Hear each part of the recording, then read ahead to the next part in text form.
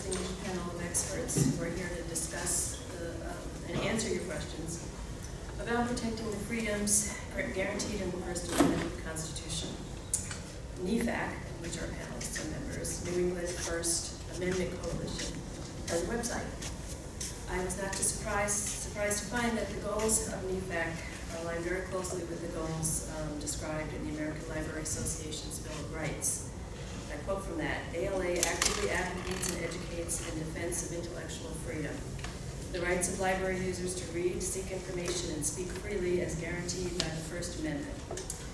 Intellectual freedom is a core value of the library profession and a basic right in our democracy.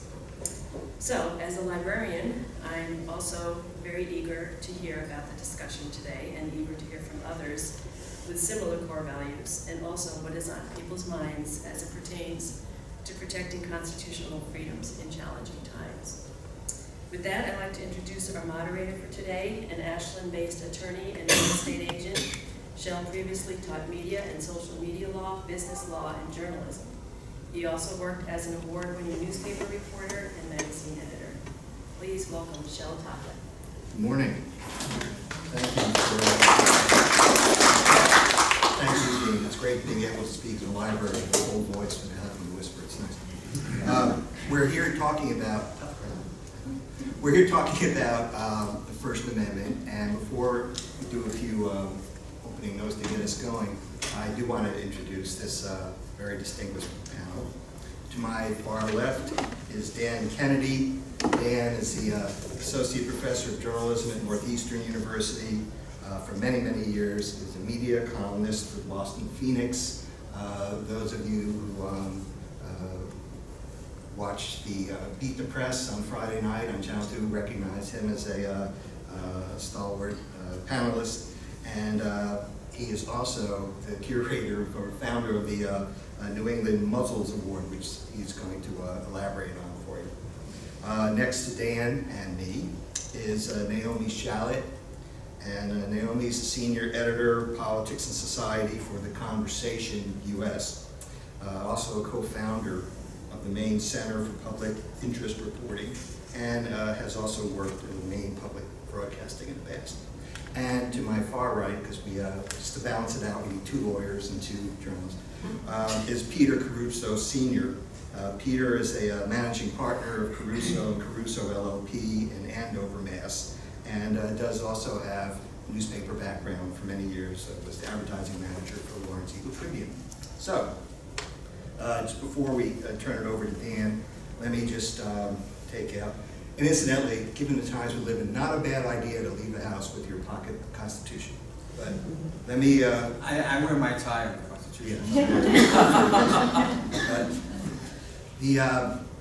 The First Amendment, which is why we're here today, this is what it says. Congress shall make no law respecting an establishment of religion or prohibiting the free exercise thereof, or abridging the freedom of speech or of the press, or the right of the people peaceably to assemble, and to petition the government for a redress of grievances. It's just 45 words, but it's been considered. James Madison, who had a critical role in drafting those amendments, said that the First Amendment was one of the great bulwarks, or freedom of the press was one of the great bulwarks of liberty. Justice Cardozo has said that the First Amendment freedom is a fundamental liberty on which all our other liberties are based. So it's it's very, very significant, and it sounds like, means what it says what it means. Congress shall make no law abridging freedom of speech or of the press. But Dan, why don't you elaborate on that? Okay. Well, welcome everybody. This is, thank you for coming out on a Saturday morning. We'll try to make our opening comments brief so that we can get into a conversation with you. I would begin by quoting Nat Hentoff, who was a great writer on First Amendment issues, who once said that the urge to censor is greater than all other human urges, even the urge to have sex. And I would also note that Nat Hentoff was a Northeastern graduate. And he began his interest in the First Amendment when he and his friends were removed as the editors of the Northeastern News back in the 40s. This semester, I'm teaching our First Amendment course, which is the first time I've had in a few years to do that. And it's a lot of fun, as well as a great reminder of some of the great Supreme Court cases that helped us understand the First Amendment as it is applied today.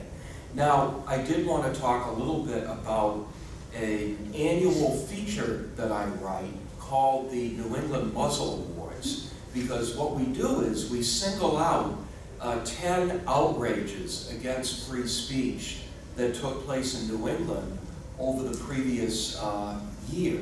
We generally publish it right around the 4th of July in order to be as patriotic as possible about that.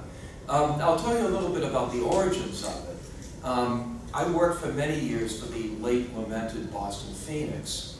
And in 1998, Harvey Silverglade, a great civil liberties lawyer who wrote for the Phoenix and who I've actually collaborated with from time to time, came up with the idea of doing a regional version of the Muzzle Awards. There was already a national group called the Thomas Jefferson Center that did a national version of this. And he said, we ought to do this at the New England level.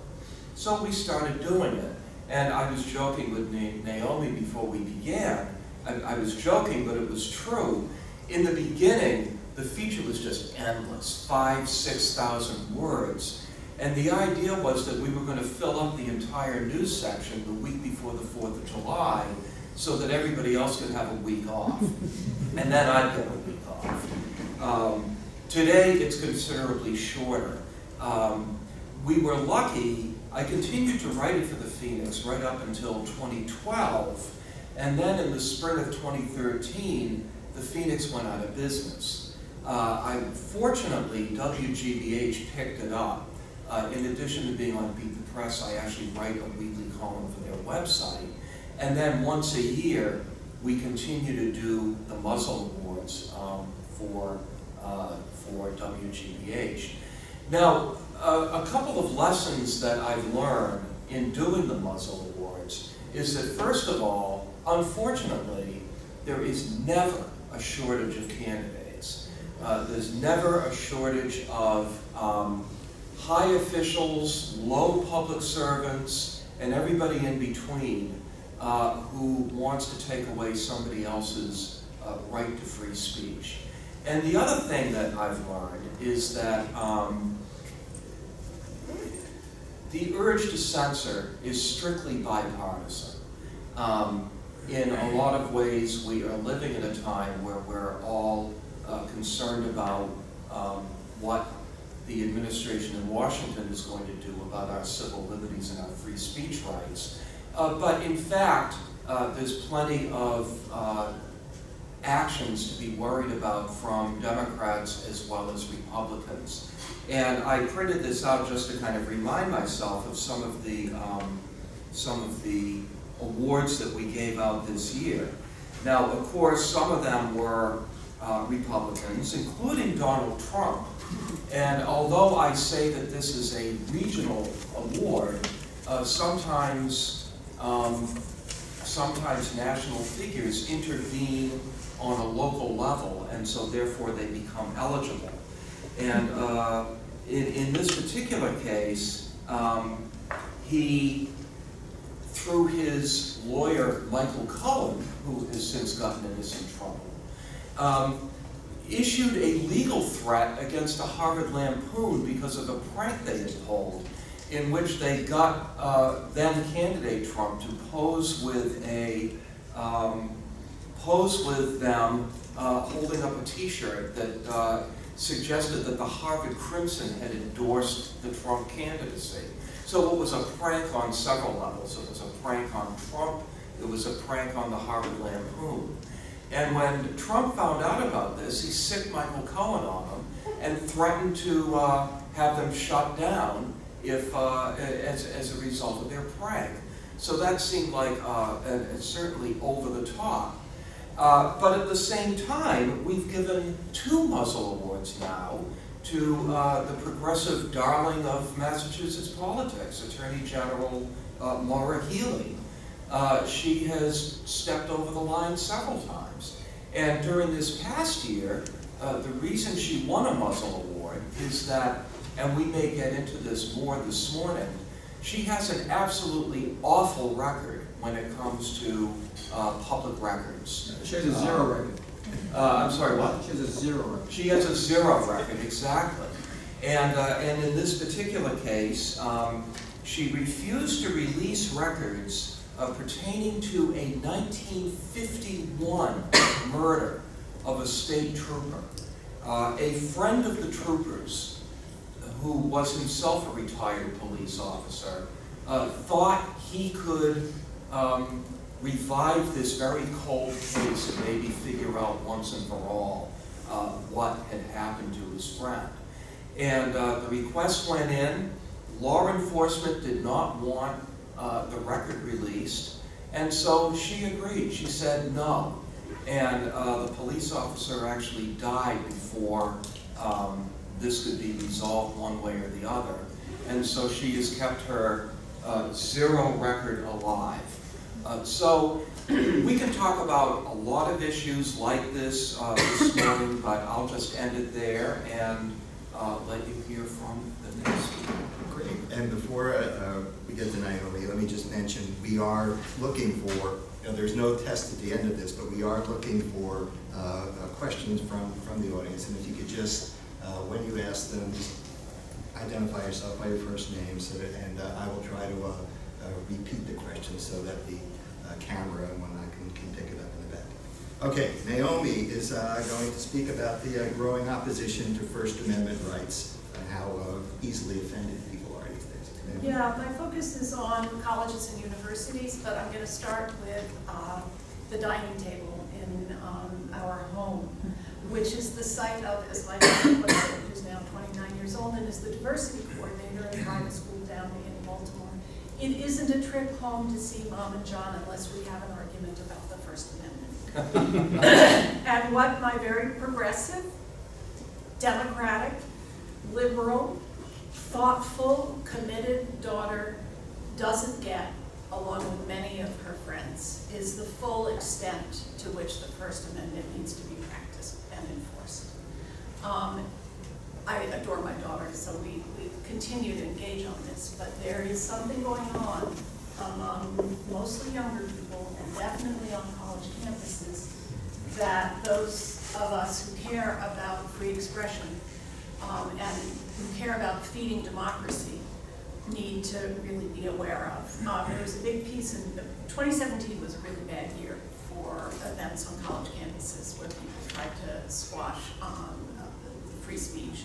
And there was a big piece in Vox, and this tells you pretty much all you need to know, about the push and pull of this that was entitled, "There is no First Amendment right to speak on a college campus." And that was the former dean of the Yale Law School. The argument is made that free speech on private colleges and universities is not a First Amendment issue. But my thinking on this is that the attitudes towards diversity of ideas and free speech that are held by college students connects profoundly to their attitudes about the First Amendment, whether they know it or not. And if there is danger for free speech on campuses, there's danger for the First Amendment outside of campuses. And here are a few examples of what happened in 2017. Students affiliated with the Black Lives Matter movement crashed an event at the College of William and Mary. It was the head of the state ACLU affiliate who was speaking. They rushed the stage and prevented her from speaking. She was an alumna of William and Mary, and her subject for the speech was students and the First Amendment. Some of the things that were said by the protesters were, "ACLU, you protect Hitler too. The oppressed are not impressed. Shame, shame, shame." And my favorite, "The revolution will not uphold the Constitution." That led to a statement by the college president eventually, where He said, silencing certain voices in order to advance the cause of others is not acceptable in our community. This stifles debate and prevents those who've come to hear a speaker, our students in particular, from asking questions, often hard questions, and from engaging in debate where the strength of ideas, not the power of shouting, is the currency. In February 2017, a really nasty, vile human being, Milos Yiannopoulos, who was a provocateur, really. He's a journalist, he calls himself right-wing, Nazi-like guy, was invited to speak at Berkeley, which at least it looks like some of you may well remember was the home of the free speech movement in the 1960s. There was a peaceful protest against him, and then 150 anti-fascist demonstrators sparked mayhem during that speech. They set fires, they threw glass and rocks. University police had to shut down the event, and of course, the grand beneficiary of this was Milos Yiannopoulos, who is quite happy to be shut down by people who are using violence to enforce their point of view. Middlebury College, Charles Murray, who wrote The Bell Curve, who also has some good ideas, certainly has interesting ideas, was invited to speak. It was in March 2017. Many people do see, particularly the Bell Curve, as racist.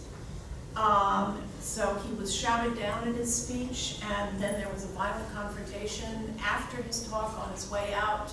The professor who invited him to Middlebury did not have her neck broken, but had something terrible done, and she ended up at the hospital.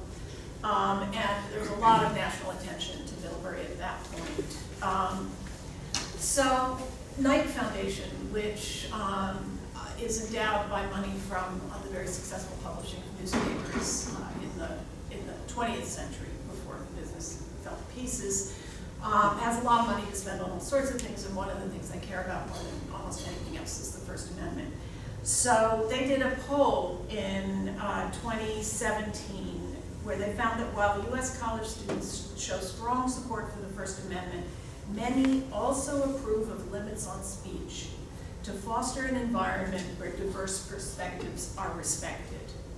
So these are two competing views, and here are some of the things that they found.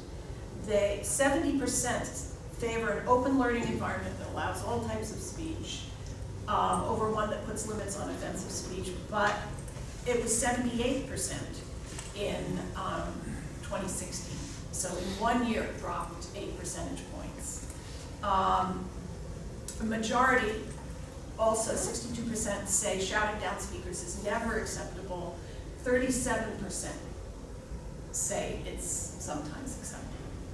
That should be a number that's pretty scary to people. They increasingly agree that social media should be allowed to stifle free expression. 8 in 10 students agree that the internet has been responsible for an increase in hate speech. I don't think they're wrong.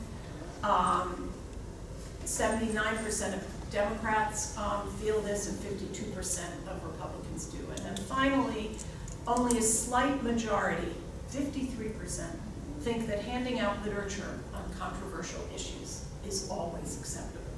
Think about that in American history. Where would we be without the pamphleteers? Where would we be without the protesters? So this is the most interesting thing I found as I was doing my research on this whole question of college students and the First Amendment. Some scholars have noted that one reason current college students are ambivalent and sometimes hostile to the idea of free speech is that they were a generation raised to recognize that bullying is wrong. They equate hurtful speech to bullying. And it's very personal to them. My favorite statement about this is the public statement by the ACLU on campuses, and this is specific to public campuses where free speech laws are more relevant than private ones. Real social change comes from hard work to address the underlying causes of inequality and bigotry, not from purified discourse, which is a wonderful phrase, I think. Thank you.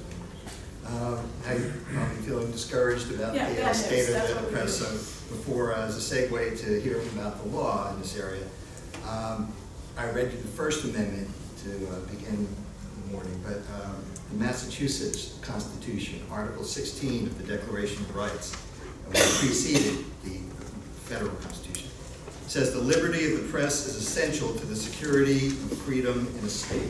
It ought not, therefore, to be restricted in this Commonwealth. So there is a recognition in the history. And so we'll talk about the law. Peter is one of the most senior esteemed media lawyers in the Commonwealth. I think he was a signatory on the but anyway, Peter, why don't you tell us about Senior means old, because you haven't brought that euphemism. And I've been around since 77, represented newspapers since 77. People in the room, I did the Willie Horton case, the Pam Smart case, the Red Sox brawl with the Yankees to get access to that. More recently, the unfortunate murder in Danvers. So I've been doing this since 77. And when you mentioned about the First Amendment of the Constitution, when I'm before a judge in Massachusetts, it's like talking Greek. You talk about the First Amendment to a district court judge and to a superior court judge, and look at you and say, "What are you doing here? I mean, what are you talking about? This is not the Congress." But it is, because we have a strong basis in Massachusetts. We have John Adams. We have John Adams. I was before Sam Adams once, who was a relative of John during a subpoena from a reporter. And I said, "You the same heritage as John Adams?" He said, "Yes, I am." He said, "Why are you forcing this reporter to testify?" And of course, we had to argue that. But I want to pick up on what Dan and Naomi said. And of course, I'm supposed to speak on something positive, which is the First Amendment, and I argue that on a regular basis. But I ask you, who owns the First Amendment? And I ask this question on a regular basis, and I started asking this question about 30 years ago. I tell you who owns the First Amendment. A publisher does. You want to publish something? Get a newspaper. Back in the political days, when Franklin was in Boston, okay, there were always 2 newspapers in Boston. During the political season, there were 14 newspapers. Because you can get away with saying whatever you want to say, at least in America, under the First Amendment. So the publisher owns it. We talk about colleges. Who owns a private college? Can they prevent you from doing something? Well, my answer is yes. Okay. Should they? Absolutely, positively no. At a liberal arts college, imagine Middlebury asking you not to speak on the First Amendment. That is outrageous. It never happened to Kobe, by the way. My son. I'm telling you, it's outrageous. But they do own it. Now, also, we have the right to listen. We talk about the freedom of speech. We talk about the right to speak. But in America, we have the right to listen. And this came up. I got a call last year at the Boston Common. The rally in Boston Common, when they had that speaker in the middle of Boston Common, and they had those 5 or 6 speakers on freedom of speech, and the mayor and the governor, if you remember, had a 40 yards away is where the press and the public can hear these people in the middle of Boston Garden. So I say we should have, the King of England should have done that when the colonialists, the revolutionists, were protesting about taxing in Massachusetts. They should have put them on a boat and ship 40 yards out in Boston Harbor, and then they can talk as much as they want, and they can criticize, and they can do whatever they want. That's not what we are. You want to be 40 yards from Boston Harbor and speak so nobody can hear what you say? We have a right actually to speak. There's actually a First Amendment right to listen and to hear in America. Because if you can't hear, how can you publish? Why would you publish a newspaper and forbid that newspaper from being distributed? Why would you have a seller and a buyer? Why would you have an ad? But you couldn't have someone buying it, even in the marketplace. If people can't listen and hear what you're saying, it's a First Amendment right. And I cite cases because that's what I'm supposed to do. We have the Citizens United case. Remember when that case came out, and that case was on just before Hillary's, just before the election. Everyone complained it's too close to the election, but the Supreme Court says no, it's America. You can actually talk about something that's bad in America and still get away with it. Now, hate speech is different. Okay? We don't know what hate speech is. If it doesn't incite a riot, then you can talk about it. Okay? God forbid we should be prohibited from talking about slavery back in the middle 1800s. We can talk about it, just can't incite a riot. And then we had Fahrenheit 9/11 with Michael Moore. That was the Bush campaign. Same thing. It balances out. The last talk we had with this, someone mentioned the Citizens United, and I said, oh, Fahrenheit 9/11. Now, I'm on the right side of the table, by the way, not the left. And either way, we have the right to listen, we have the right to hear in Massachusetts. And what Boston did, and what the mayor did, was outrageous. Mayor Walsh vowed to do everything possible so that the march and this demonstration does not happen in this city. These are quotes. We had the governor and the mayor, which I think absolutely wrong on the speakers. The police chief said, that's a good thing, because their message isn't what we want to hear. The mayor, I don't want them here. We don't need them here. There's no reason for them to be here. This is the mayor of Boston, of all places. It's the seat of the First Amendment of democracy in Massachusetts. Evans, they want to prevent offensive speech from being heard. That's a quote.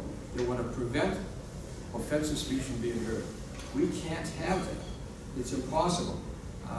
And then I blame the media lawyers for that. We blew that. We were monitoring it. And it wasn't until Thursday night, before the rally, that the mayor came out with this 40-yard barrier. We didn't think it applied to the press. It did. Now, if we would have been a little more conscientious, and that's not going to happen again, ever, we could have gone to court on Friday morning and had an injunction in any superior court, and any judge would have said, what do you mean? No one can, you have to be 40 yards away to hear someone in Massachusetts? We would have won that injunction. And we would have an injunction against the mayor and against the governor and the police chief from us, by us, I mean the press and the public. All the press does is represent the public. Try to explain that to the judges. We need to be that close. So when you talk about, and there are 4 rights, and then I'll stop. Please interrupt us. We want to have feedback from everyone in the audience on what you've been thinking and talking about. This is about the only time that you can ask a question to a lawyer and not get a bill. And how should remind you who the speaker was? In case I can't remember. By the Boston? Yeah. Oh, speakers. Yeah, well, it was more than one. There were more than one. And when we're talking about Marxism, when we're talking about neo-Nazi years, but there's one person who was actually free, there were 4 or 5 speakers, and one was actually, but controversial view. So we weren't able to hear that controversial. They had small megaphones that no one could hear 40 yards away. What were the people repeated? I don't know exactly what I mentioned. But again, the 4 speeches. We have the right to speak, the right to listen, the right against compelled listening, and the right against compelled speech. What's compelled speech? Forcing someone to say the Pledge of Allegiance in class. That's compelled speech. Also, the New Hampshire license plate. Right, live free or die. You have to run the damn thing, okay? That's compelled speech. Naomi, right, I hadn't thought about that. There was a case, a Jehovah's Witness, who taped it over, and he Right. kept on getting ticketed. Compelled speech. New Hampshire's a different country. No, that's bad for Vermont. Compelled against compelled listening. Do you have to take a course on abortion before you have an abortion? Can they force you to take that course? Can they force you, as a mandatory abortion counseling? Smoking. Can they force you to see a video on the effects of smoking? Not here, not in America. You can't. That's the right against compelled listening. And again, I'm going to stop because we want to hear from you. The right of a listener to receive information is also a key. I want you to remember the right of a listener to receive information is also a key to participatory democracy. Democratic decision making, after all, is about citizens, listeners, making informed and intelligent evaluations and judgments. James Madison goes back to Madison. At that time, he says we have the right to receive information and the right to listen and the right to hear. So I'm glad to see so many people here on a Saturday morning for the First Amendment. It's not often we get to, other than court before judgment, to actually talk about the First Amendment. But please ask us for questions. You've got some great, Yes. Yeah. If you also can just briefly, identify yourself, just name. Oh, sure. My name is Kurt Mullen, and I live in Newburyport, and I'm here because I read the notice in my local paper, the Daily News of Newburyport. one of my newspapers. That you work to represent? Good. Well, I'm a happy subscriber, and I look to support it going down the road. Since you're the last person to speak, I'm curious to know, in this moment in time, how does it compare to other moments in time in terms of free speech and this perception you have of what's happening, what's just happened on Boston Common this year, and how are you feeling about that? I'll talk first because I'm on the right, and then I'll move down to the left. Free speech. So let's talk about Trump. Okay, that's, I think, where it's going. No one's been more transparent. Any president in our history, we know what he's thinking and saying at 3 in the morning. He tells us what he's saying. We may not sometimes like what he's saying or how he says it, okay? But he tells us more than any other president in the history of our country. Go back to, again, I'm involved with the Reporters Committee for Freedom of Press. We spent over $500,000 trying to get documents from the Obama administration. Actually, Rob Ritchie had mentioned that to me, Rob's on the other side. So we couldn't get anything from the Obama administration. Bush was not as bad, but still, we couldn't get anything from Bush either. So I'm not being partisan when I say this. Trump will give you anything. Sometimes you don't want to see what you want to get. But he tries to open up. He wants to get things open. So, and the reason why I think that's true, with a person like Trump, he's not a politician. He's like a regular person. And he wants to know what's happening all the time. When I go before a judge and I try to open up a school community, and I'm before a judge, and I have the I have to. I'm appreciating your answer, but I would object that I think he is a politician. But that could be a different conversation altogether. I don't think he's a regular person, and I think that shows in the way that he deals with the media, and starting with Twitter, no matter what time it is in the morning. But I appreciate your answer. Just another standpoint. Couldn't get away with what he's saying and doing in the budget without being prosecuted. So the First Amendment allows us on different views, on left and right, and that's the basis, that's the solidarity we have. Because you can say Congress shall make no law, and they shouldn't make any law to get the freedom of speech. Certainly not to get the freedom of press, but against no law. And that's why I'm one of the few lawyers who are against the shield law for reporters. We have a shield law. That's called the First Amendment. And I've argued that since '77. And in '77, I've only lost 2 cases. All of them since '77. One was the Pam Smart case, because Susie Forrest was in the cell with Pam Smart alone. And the judge said, there's nobody else I can get to get this information. So the First Amendment is very, very strong. So I'm still, and it's been that way since, and I think Naomi will talk about the First Amendment. It goes back to John Adams and what happened with even Judge Marshall. Thank you. I naturally want to talk some more, but I won't. I won't fill the air. I just add a couple of things. I've been a working journalist for 35 years now, mostly as a reporter, but now as an editor. And I don't think it's ever been a good, easy time to be a journalist. Government likes keeping information to themselves, and so most of my career I spent in the state of Maine, which everybody thinks is this lovely place to go to for a vacation, and is the way life should be. But not when it comes to public access to the government's workings. And it was completely bipartisan how hard one of the largest donors of the Democratic Party, who headed the State Public Utilities Committee, tried to charge our organization $36,000 for a public records request. We had to get lawyers involved, and they backed down and apologized to us. But justice delayed is justice denied. We needed that story much earlier than we got it. So I think that's one aspect, that these are battles that get, Dan's been in business with his muzzle awards for a really long time. And I think the other thing that is different now is what Trump has constellated around hatred of journalists and how he will now kill the messenger. I think journalists have not helped themselves over the years by, frankly, largely coming at stories, both in the choice of their treatment from a particular, more liberal point of view. And I think the public has gotten frustrated, at least some large portion of them, because they did not see themselves in the news, in fact.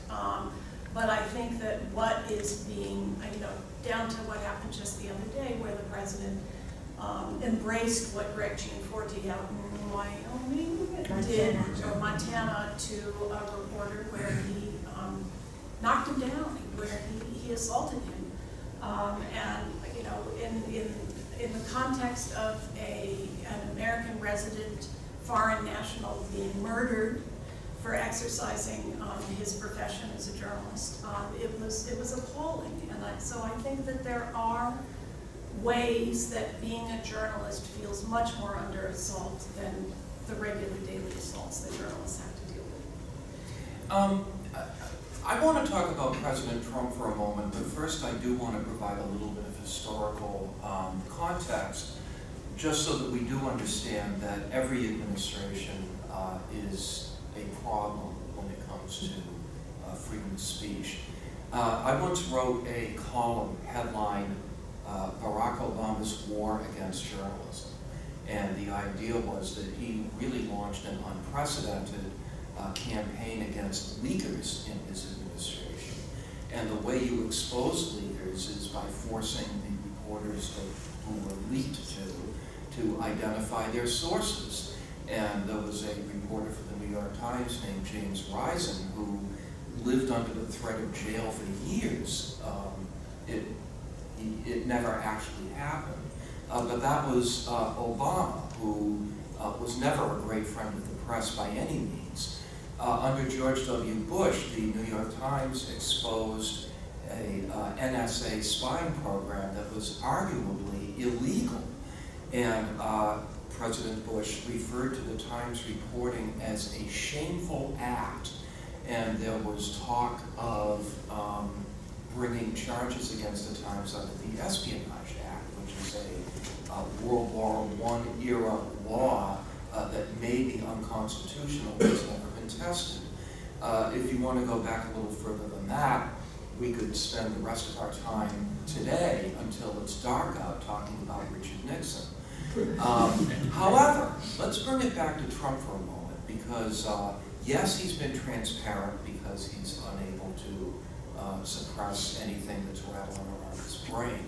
But this week, there was a very interesting lawsuit filed against Trump by Penn, poets, essayists, and novelists, arguing that President Trump has in fact taken several actions, not speech, but actions, that are in violation of the First Amendment. Two things that they specifically cited. First of all are his, I say actions, but sometimes threats amount to actions.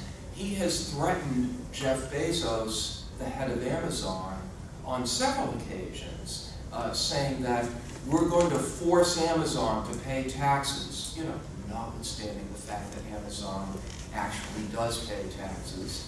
And he's also talked about we're going to end the favorable postal rates that Amazon pays. And the argument that Penn is making, and actually President Trump has been pretty upfront about this, is that the reason he wants to do this is because Jeff Bezos' Washington Post has been so tough in its coverage of Trump. The other incident that Penn pointed to was Time Warner's proposed acquisition of AT&T. CNN is part of Time Warner, and President Trump has gone to war with CNN, which is pretty ironic since they practically got him elected, but things have changed since the election. President Trump's Justice Department tried to stop this merger of Time Warner and AT&T. And I tend to be somebody who's opposed to these massive media mergers, and under normal circumstances it wouldn't have seemed like a good idea. But every legal expert who looked at this said that under our current understanding of antitrust law, there really isn't any particular reason that this wouldn't be allowed. And in fact, the judge in that case practically laughed the Justice Department out of the courtroom. So there's really no basis for stopping this whatsoever. So you see, I think that even though in some ways President Trump is being extremely transparent, he's also threatening the press in some very concrete ways that go against the First Amendment. And remember, he still hasn't been in office for 2 full years yet. He may have a long way to go, so he may just be getting started. There are also, obviously, taking up the question, there are the candidate Trump and President, since he's been elected, has talked often about changing libel laws, which, you know, we'll get Peter's input on at some point to see how easy that is or isn't. It's impossible. That's Yeah, why. and he hasn't done it, I don't think he's going to, he just threatens lawsuits and You know, threatens to change. Naomi, exactly. You hit the nail on the head. He threatens, he likes to get to the press, he likes to say these things. He hasn't really done anything that's hurt us. And when you say that he hates reporters, he doesn't hate reporters. He only hates reporters that don't agree with him. Most reporters. He loves Fox News. I mean, he doesn't. And on that same boat, you know, John Adams. John Adams had a horrendous experience with the press. What did John Adams institute before he got the presidency? The Alien and Sedition Act. The Alien and Sedition Act. You print something in a newspaper, you will get prosecuted as if you were in England. That's what he did. Now, when Jefferson came in, bang, Tom Jefferson got rid of it. But there's a president put in the other because he didn't like what the press was saying. And I'll stop with that because we spoke about it a minute ago. Talking about the Supreme Court for a moment. One of our most famous justices, Judge Marshall, was appointed by, I think we've read this especially, no, John Adams. Oh, that Marshall, I'm sorry. And I said the same thing. When I was reading the other, I thought it was the new one. Yeah. John Adams. Why did John Adams stack? Why did he put Marshall on the Supreme Court? His nemesis, who came in second for the election, Tom Jefferson, was about to be president. Okay? John Jefferson's nemesis was Aaron Burr. Aaron Burr at the time was up to go to jail. Marshall pardoned him. That's why Adams put Marshall on the board, so he could pardon him before Jefferson got in to be president. So there's been some stacking, as Naomi and I had talked about, stacking the Supreme Court since 1812, way back. But again, I mentioned that the Alien Sedition Act because we've gone through the administrations back and forth. The Alien Sedition Act was used, the basis of it was, you know, a fear that we were about to be attacked. You know, we were a young country, not settled. We were about to be invaded by France. That's how you know it was a long time ago. We were afraid of France. But it was used mostly to attack his political foes, Jefferson and whatnot. The actual, it sort of just died on the vine.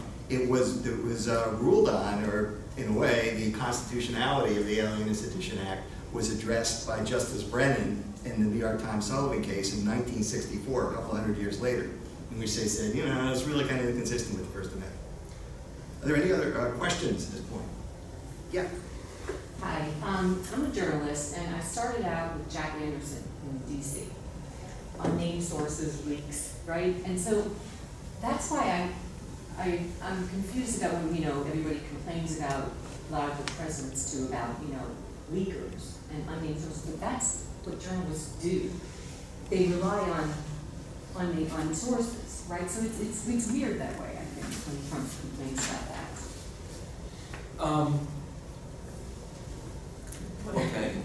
Right, I mean, I would say that certain types of journalism rely on unnamed sources. I mean, I think the vast majority of journalistic output does not rely on or unnamed leakers. sources. Leakers, though. But yeah, no, journalists leakers, are- absolutely. Or just sources. They are a very important part of the system.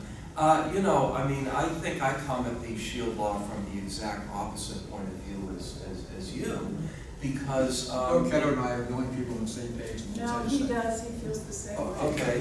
Well, I mean, I think that my point of view might be an outlier as well, because I really take very seriously the idea that the First Amendment does not belong to the press. It belongs to everybody.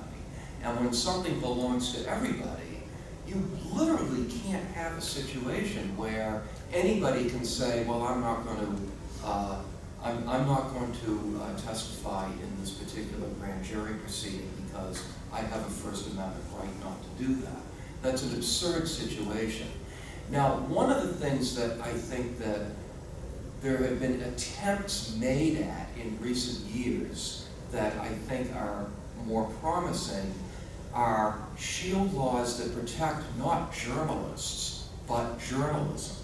And you can try to identify what is a journalistic activity so that you could extend the protection to, into the people who run the community Facebook page or something like that. Are they engaging in something that looks like journalism, and so that therefore they should be entitled to certain types of shield protection? Because in the Supreme Court case that ruled that there is in fact no First Amendment right to protect your sources, one of the points that was made in that case, Brandsburg versus Hayes, is that the First Amendment is every bit the property of the lonely pamphleteer as it is a major metropolitan newspaper.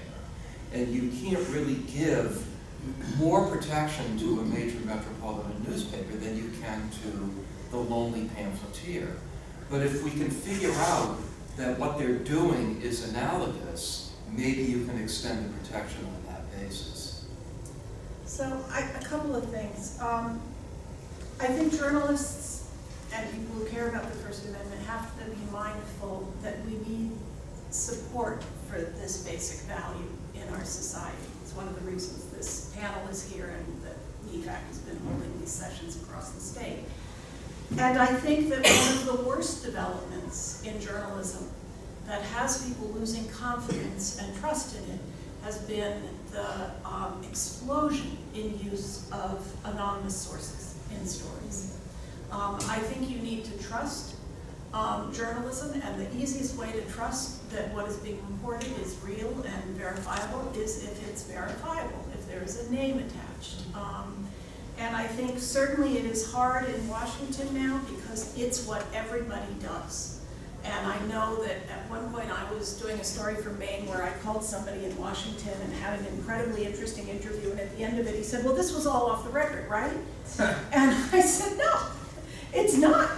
And he made it clear that he would make sure nobody else talked to me if I didn't retroactively grant him for the most anodyne statements. He was basically saying the sun came up on Thursday and then it rained on Friday. But the culture now is one of such self-protection that nobody can get things on the record. Well, I don't know that so my husband, John Christie, and I established one of the new nonprofit investigative journalism organizations about 10 years ago in Maine. And we had a rule because we felt this problem was acute. Our rule was no unnamed sources unless somebody's life is in danger or their job is in danger. And over 8 years of reporting, the toughest reporting that the state had seen in a very long time, that got people unelected, that got people to lose their jobs, that made things happen. One unnamed source. We didn't need it. We could find it. It's lazy. Look at Watergate. Yes, there are always the exceptions, but they had a lot in Watergate before they had Deep Throat. Right. So I think, you're always going to be able to say, but it would have been so much better a story if you had done whatever. We all know as reporters that you do the first part based on what you can get. And that shakes the trees out there and somebody will end up coming to you and you'll get another part. And I would say that probably in 85 to 90% of the time, getting a story by using anonymous sources is for the most part the cheap way. It's going to take longer to get it, but you will be able to show people that what you are saying they can have confidence in. So, so that's thing one. Anonymous sources, big talk today. Last week I was on a panel or for the Mass Publishers Association on anonymous sources. My feeling, not my feeling, if you talk to any reporter in the room, most of the best stories, the greatest stories, Bob Woodward, I spent some time with Bob Woodward, are through anonymous sources. On the record, off the record, background information. 90% of our best stories come from a police department source, come from a source. So anonymous sources are very, very, very, very important, okay? What they do is they generate us to look to other sources. And prime example was the one I had, the Pamela Smart case. My wife was having dinner on Saturday night at 10 o'clock, and I get a call from Bob Wallach. He says, look, I just got this report that a teacher just had her husband shot by a student. Okay, sounds good, Bob, Saturday night, 10 o'clock. And I have two people who are the driver of the car and one of the participants. Can I run the story? I said, Bob, I know. I said, you can run the story, but if Mr. Rogers calls you and because you get sued, it's your neck, not mine. Because on my sources, I required 3. I required 3. He said, I know you did. Wait a minute. So on Monday morning at 9 o'clock, Greg Sullivan, Attorney Greg Sullivan from the union leader calls me. 9 o'clock, says, Peter, you had a call this weekend? I said, yes, I did. How many you got? He says, 2. I have 2 too. What are you going to do? It's the same thing you're going to do. We didn't run the Pam Smart story. We got the third source on Tuesday night. On Wednesday morning, I didn't call Greg, by the way, he didn't call me. On Wednesday morning, the Pam Smart broke. But think about that. 3, and that's my criteria. I want 3 sources, or it's not my neck, it's your neck. But I'm saying that anonymous sources are great. Now, shield law, I'm going to talk about shield law for a minute. I don't like the shield law because every time you have a law, that's L-A-W, you have an exception. Public records law. I started in 77. We didn't have privacy. In 77, they initiated in Massachusetts the public records law. We now have 23 exceptions. 23 exceptions to public records. It's public. We have 14 exceptions to the open meeting law. It's an open meeting. The damn thing should be open. They have 600 in Maine. And they actually, in Maine, they have a process that is now undoing them. So that's why we have a shield law in New York. Yeah, okay? In New York, in New Jersey, my famous case, the judge said, had it not been for the shield law, the reporter would not have to testify. But one of these freaking exceptions, they get a forced report to testify. So I'm the only, 3 of us, you and me and Bill Kevin, who, by the way, is the Society of Professional Journalists. I fear that, because I have to defend this game. I don't want to go with an exception. I want to go with the First Amendment. So that's my shield law. I'll start with shield law. An issue is who gets the protection of the shield law, which is an ongoing issue. Who is a journalist? You know, there was always the derisive, you know, is it the fellow, is it the blogger in his pajamas? Is he a thing, or is it, you know, Matt Drudge, a provocateur? You know, are they journalists? So that's an ongoing issue. Are there any questions? Yes.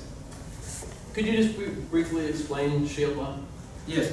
Shield law means that if a reporter is subpoenaed to testify for a source, confidential or non-confidential, okay? He gets a subpoena on a criminal case or even a civil case. Is he forced to go before a deposition, or is he forced to testify in a trial?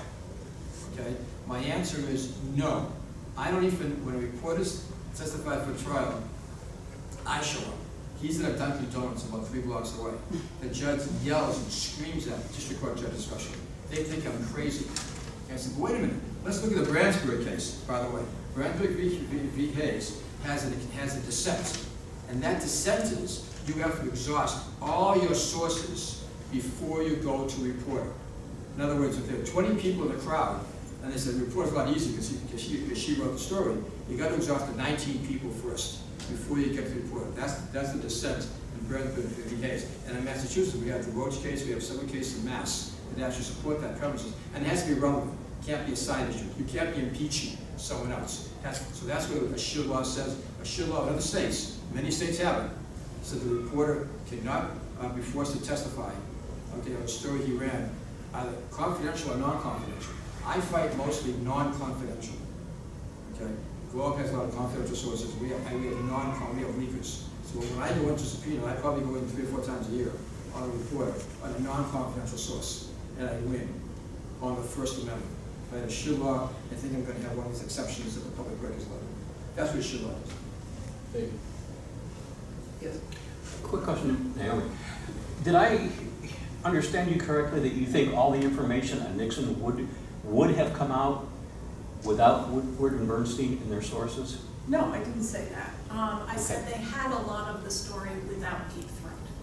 And I suspect that given more time, they would have been able to get it either by publishing what they had at that point and smoking out another source, or smoking him out in a different way. Do any of you listen to The Daily, the New York Times podcast? They recently did a whole segment where they talked to Bob Woodward and with his new book coming out. And it was kind of a master class in the use and the misuse of anonymous sources. I don't think he would have liked it, but he was talking about how anonymous sources and his new book on President Trump is based almost entirely on anonymous sources. And he was explaining how you just can't do the kind of journalism that he does without anonymous sources. And he talked about how they can be misused, but for the most part, responsible journalists know how to use them in a responsible way. Well, I'm going to give you an example from my career as a media reporter for the Boston Phoenix. I always loved this example. Now, you talk about covering government. You're reporting on media institutions. Nobody will ever tell you anything. So there was a situation in the late 1990s where I was reporting on turmoil at the Boston Globe. It's kind of like a standing head, right? But this was after Patricia Smith and Mike Barnacle had been forced out for Smith for fabricating and Barnacle for fabricating and plagiarizing. And I interviewed a good source at the Globe, and he told me, oh my God, it's horrendous. I've never seen anything like this. The place is falling apart. Nobody knows how much longer the editor, Matt Storin, is going to last. I've never seen anything this bad.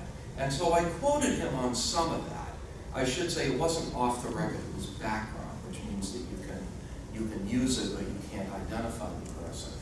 And then my editor sees it, and what a lot of people don't understand is that your editor gets to ask who your source is, and then he or she is bound by the same promise of confidentiality that you made. So I told him, and he said, oh, okay. Basically he just wanted to make sure that I wasn't quoting the kid who gets coffee on the city desk. It was a high-ranking person, and we put it in the story. Okay, so the next week, Howard Kurtz, who was then with the Washington Post, comes through town, and he's doing a story on turmoil at the Boston Globe. And Kurtz and the Post, they were going through a period where they didn't like anonymous sources. So Kurtz wasn't going to quote anybody anonymously. And he quotes a ranking person at the Globe as saying, we are moving forward. Things, we've put the turmoil behind us. We really feel good about where we are now, and we're just looking to move ahead. Matt Storin is in command. Everything is wonderful. That person was the same person who talked to me on a not-for-attribution basis. Now, who do you think he was telling the truth to? I don't think there's any question that he was telling the truth to me and lying to Howard Kurtz. And so in that particular sense, in that particular example, I should say, I think that using an anonymous source was much more useful to our readers than relying completely on the record sources. There's always a question, of course, as to whether your public is going to believe what you're reporting on the basis of anonymous sources. But we knew we had it right. I had spent 20 minutes with Bob Woodward at the press club in Washington because I was the youngest person in the room, and no one wanted before he got to speak. So I'm speaking to the guy, and Woodward says, people believe, I forgot this, people believe everything that they read in the newspaper, and people believe nothing that they read in the newspaper. and I'm like 29 years old saying, okay, I'll buy that. But that's anonymous sources. Yeah. That's. So it seems that the takeaway is that, number one, people will lie on the record as well. And number two, that you have to, generally, you have to be discerning consumers. Think about who are anonymous sources. Sometimes they're disgruntled employees, never gruntled, always disgruntled. Sometimes they're whistleblowers who genuinely could lose job or life if they're exposed. Other times they're the powerful people themselves who are sort of floating a trial balloon. You know, if you're going to come out with a controversial policy like gays in the military, you put this out that, oh, the administration's about to endorse this. And if people scream and say it's outrageous, they say, well, we don't know where that came from. And if it gets a positive, it's running up the flagpole, it's getting a free look. So you have to be discerning consumers, which you are. And are there any questions, any other further questions about this or other? Yeah. I just for the layman in the room, explain a few things, okay? There are leakers. Those are people who tell you things and then you check them out. No problem. There are leakers who give you documents and then you go confirm them. No problem in journalism, Michael. Then there are people who want to tell you things and let you use their quotes in the newspaper on the condition that you not use the name. That is the problem. That a little bit of that once in a while is okay. If you go back and read the Watergate stuff, Deep Throat told Woodward where to go get information. I don't believe they quoted Deep Throat a heck of a lot. So those are distinctions you've got to understand. Where we get to a problem is a quotation from someone like Dan's quote from the Globe about Matt Storm. That's a problem to me because we don't know if that person's got an agenda. And I asked Dan, did you call Matt to get his reaction? Yeah, of course. Yeah. So this guy may have been getting that story in some way. Later on was farming, we don't know. I mean, I'm not saying that we use those, but they've got to be, his reason for giving you that quote is not strong enough, for not giving you his name, is not strong enough, in my opinion, for using it. And I think that's not the kind of journalism I want to see. That's the kind of journalism, with him and I reading organization, we really resist. Okay. And it's being overdone like crazy in Washington now because everybody's getting away with it. Jackie. Oh, yeah, I mean, if you were to walk down the sidewalk in Washington and just do person on the street interviews, you know what would happen?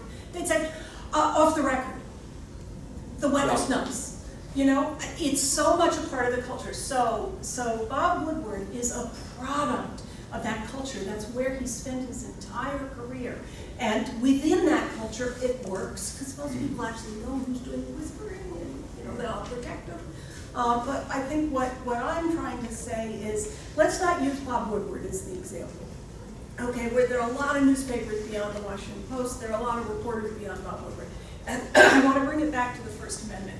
What matters so much in the culture of support for the First Amendment is that journalists be trusted and that people be able to feel that they produce something that is worth protecting, even if it's Billingsgate or the kind of stuff that the pamphleteers produced. And the more we dig ourselves into the hole of using anonymous sources where we essentially print really strong stuff, the less easy it is for people to support what we're doing. And you'd be surprised, though, that I felt, eventually after talking about it at length, that the op-ed in the New York Times, which was not in the news pages, it was in the news pages, but the anonymous op-ed, where the person says, I'm in the White House here, and I'm part of the resistance, and we're undermining the crazy impulses of our crazy president. I thought that was fine. I thought that was fine. That was clearly a case of somebody who could not say it in any other way at risk of losing their job, and it was about something very important that went out there and faced the test of other people then responding to it. Okay, so the Supreme Court, if you can believe it, what we're talking about now, has addressed this issue. They addressed it in June of this year in the Carpenter case. And the appellate courts have addressed this issue in California. It's called the glass door cases. So, in the past 2 years, anonymous sources have suddenly risen to the top. In the Carpenter case, it's whether or not this U.S. Supreme Court case, you not need a search warrant. Before you did, in a search warrant, if you're a criminal and they want to see what you've been doing for the past 4 years, we all have cell phones. And as Justice that Robert said, 20 years ago, we had landlines. Now we have cell phones. Can we go back into the criminal's past for the past 5 years and go to a cell site person, cell site company, and ask where that person was using the cell phone data 5 or 6 years ago to see if he was in the jewelry store that got robbed or the gas station that was robbed? Do you need a search warrant or not? Fourth Amendment, search warrant, right, President? The Supreme Court said in June of this year, you need a search warrant. The police department can't just put a subpoena out to a cell provider and say, where was Mary Smith, John Smith, 4 years from now? Was he at the gas station that got robbed? You need a search warrant. Glassdoor is when employees, if you ever heard of Glassdoor, go up and look at it. That's where employees can criticize their employers, that they don't particularly like what their employers are doing. So an employee got pissed off and says, who said that about me? And the appellate court, the lower court said you have to disclose it. The appellate court said, no, unless you show, because I got the case right there, because I'm getting old, I'm senior, so that's why I'm trying to forget about those things. Glassdoor has standing to assert its users' interest in maintaining their anonymity against legal action to compel disclosure. Regardless of any legal theory, the plaintiff should not be able to discover the speaker's identity without first making a prima facie case that the speech in question is actionable. So you have to show that there's an action involved with it. So, anonymous speech, as you're hearing today, has suddenly risen to the Supreme Court, the Carpenter case, and the Glassdoor, there were two Glassdoor cases. So we are dealing with anonymous sources. And to review, when we talk about the First Amendment, as we've been doing now for more than an hour, is there are the so-called 5 freedoms of the First Amendment. The freedom of religion, freedom of expression, freedom of the press, freedom of the right to assemble, and the right to petition. Yeah, you got it. That's okay. That's right. See, I think of that. One of the issues you may have read about it and to get your input on this, there's a story in the past week from the National Park Service, and where there's some consideration being given about charging, well, a couple of things. One, limiting the area outside where people can protest outside the White House, where they can gather. Also, there's been talk about these demonstrations are costly ventures. Law enforcement, and there was some talk about having some of the fees being paid by protesters, which would that would seem to fly in the face of the First Amendment. What do you think about that? The Poor People's Army. That's the precedent for it during the Depression. It was an encampment out in front of the White House of poor people who had nowhere else to live, and they got to stay there. If you have control over the entire United States, you should have to face the consequences of your rule. And people shouldn't be made to stifle their dissent, which is essentially what those are. There are certainly legitimate public safety concerns that have to be addressed when you have massive demonstrations. But they have to be legitimate. I mean, you can't just 40 yards away, too far? Yeah, no, it is. We ended up giving a muzzle award in connection with that case, even though we thought that the authorities actually did a lot that was right. I was there that day. There were 40,000 people marching through the streets of Boston, and you had these 5 or 6 speakers who were too stupid to show up with proper amplifying equipment. And so there was really just no way that anybody was going to be able to hear them. The reason we ended up giving a muzzle award to the police commissioner, Bill Evans, was that he ended up giving a statement, which I believe you've already quoted, that he was glad nobody could hear them, which was just absolutely outrageous. But nevertheless, to think that there weren't some very serious public safety issues that the police had to deal with that day, I think would be naive. We had balancing tests with almost everything. And in this case, you have to balance legitimate public safety concerns with the right to freedom of speech. And the right to freedom of speech has to be protected at the same time that you are addressing the public safety concerns. The gentleman in the back had a question. Yeah. Someone gives you all sorts of information, and they put the tagline at the end that it's off the record. Is there legal ramifications if you still use it and still quote? I understand there's practical ramifications, but are there legal ramifications? If you go ahead and quote them anyway? Yeah, Oh, well, this is a wonderful. because they tag this on at the end, so you're coming out of the conversation rather than going into it with the assumption that it will be. Dan, why don't you talk about that, I'll talk about the ramifications of disclosing the source. Okay. There was a case a number of years ago, Cohen versus Cowles Media, where two reporters allowed a political consultant to go off the record with them. And then he proceeded to provide just garbage information about his client's opponent. It was just pure trash. And the reporters went back to the newsroom and said, well, what are we going to do with this? They said, well, you know, the real story is this political consultant is peddling this garbage. And so we're going to violate our promise to not name him and write a story about this. So they went ahead and did it. And it went back and forth at the lower court level. And when it reached the Supreme Court ended up deciding that they had actually broken a promise to him in a way that was legally actionable. It involved the doctrine of Promissory Estoppel, and I tell my students I kind of live to be able to say that. And essentially it was like, it was an implied contract. It was the political consultant said, I behaved in such a way that was based on the promise you made me, and I wouldn't have done this if I didn't think that the promise was in effect. So in that particular case, yeah, there were some legal ramifications for breaking that promise. He was damaged, lost his job, lost his money, lost his livelihood. You can't have a contract with someone and break it. That's basic law. I think the real But answer to is the this contract question created when you go into it? you don't last long as a reporter. Oh, I know If you the burn practical, resources.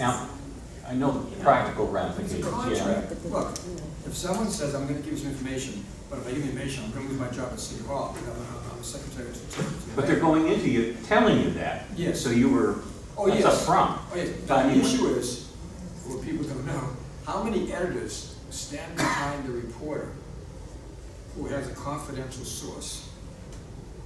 Okay? Stand behind when it comes to court. Yeah, when you get sued. You want to talk about that? They all do, in my experience. Okay.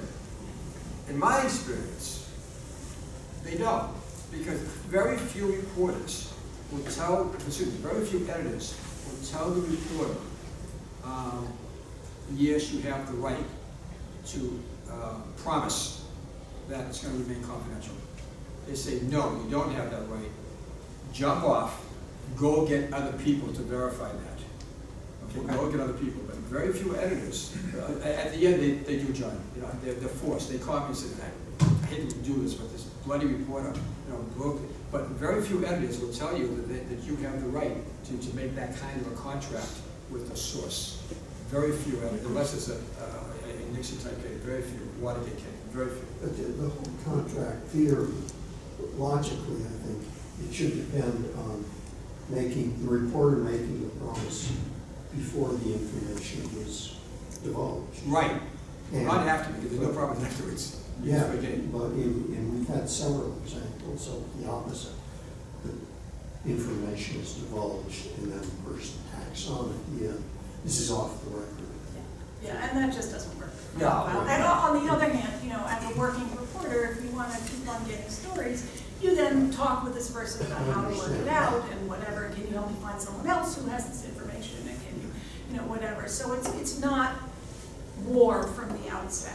But there's nothing that you'd rather hear less than somebody telling you all sorts of juicy, gory stuff and that's off the record. And you certainly might let them get away with it if there is somebody who is totally unaccustomed to being interviewed. Right, and so you have to do what John just did, which is explain. Do you understand what off the record is? Do you understand what anonymous source is? Because I've met reporters who don't understand the distinctions between those various things. And so I think, what we're all talking about is this is such a part of our lives now. And it's, I think, gone crazy. Anybody want to read up on my perspective on this, just go look back on Margaret Sullivan's criticism, media criticism of the New York Times when she was their ombudsman. She basically left because she got tired of saying they shouldn't be doing this, and then the next week they just go back and do it again. When a reporter gets subpoenaed for a source, okay, that's why I go to court, not the reporter. That reporter is tainted, okay, that's chilled. If a reporter was forced to testify, he ain't got no more sources. Because everyone's gonna be fearful that if I give it to Mary, I give it to John, they get subpoenaed, they're gonna tell who I am. So that's why I go in and I explain to the judge how important the First Amendment right is for reporters in the shield law issue. You can't have reporters subpoenaed because you've just taken that reporter right off the grid. No one's gonna talk to him again. You know, I'm gonna be afraid they're gonna lose their job. The Cone Cowles case that was referenced involved a lieutenant governor race in Minnesota, so you know, it doesn't get more critical than that. Are there any questions? Yeah. Another question. So Donald Trump hates this story, Donald Trump hates that story, it's a lie, the Contra event or whatever. Why doesn't he sue? They'll lose. Right, right? Lose. So why doesn't anybody say that to him, like, look, what, you know, what happened? Trust. It just, That gets back to the it's so changing transparent, bylaws. that's why he doesn't sue. But even if the story was false, he'd lose. Right, Right. exactly. It's public official. But he's never sued the paper for. He's gonna right, lose. Right. He's barely sued the private individuals Right. he said he was going to sue. I want to bring That's up what's so another. He sued Tim O'Brien. He did, and there's another aspect of First Amendment law that we haven't talked about here, which is how the conservative legal establishment has been pushing at the First Amendment in terms of campaign finance, and that's what happened with Citizens United. That they have convincingly made the argument to the Supreme Court that that money is speech, and that it is an abridgment of the First Amendment rights of corporations The to Bellotti limit. case in Massachusetts. Yes. So I just wanted to raise that as well. It is not just in the realm of the press, but some other important areas where you see interesting contentiousness over the reach of the First Amendment. I'm curious, Peter, what you think of those. Well, the law is right now that they can in fact, you know, because there are people. How this new Supreme Court is going to rule, they may uphold it given the composition of the court. And the theory behind that is, you know, corporations are corporations of a person, why can't they support a candidate? So it's a conservative point of view. Bellotti case in Massachusetts, they brought that up. They lost it in the Supreme Court. Aren't they also pushing anonymous donations that you don't have to read, that you don't have to say where the money came from? Any opinions on that? Well, look, you never have to say, and you have the soapbox, if you want to speak on a corner and talk about a political issue, that you are against slavery, you know, or forced slavery, you shouldn't have to identify who you are. It's not in America. You're doing a political ad. We have a law that says when you run a political ad, you have to say who it's coming from, and you have to keep those records for 20 years, and advertisements, or paying people advertisements. But someone can get up, and they don't want to be good, they don't want to lose their job. That's the whole issue on anonymous sources. Letters to the editor, sound off, all these issues. You know, you talk about, you know, that you're against Trump, you may lose your job if you're a Republican newspaper. You talk about, so I believe that we shouldn't have to identify, you know, who the speaker is. Time for one or two more questions. Federalist Papers were written by Who? Publius. Yeah, and who was Publius? Anybody know? Hamilton? Hamilton? Who else? Monroe? No, Or Madison, and and Payne. Jay.